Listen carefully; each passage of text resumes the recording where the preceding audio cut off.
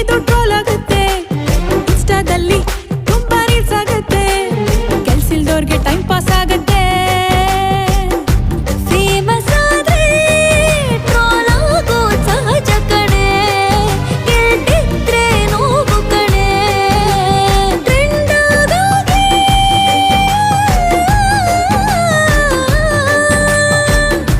Likes ಬರ್ಲಿ, ಇನ್ನು ಜಾಸ್ತಿ ಶೇರ್ ಆಗ್ಲಿ, ಇದು ಅವನಿಗೂ ರೀಚ್ ಆಗ್ಲಿ.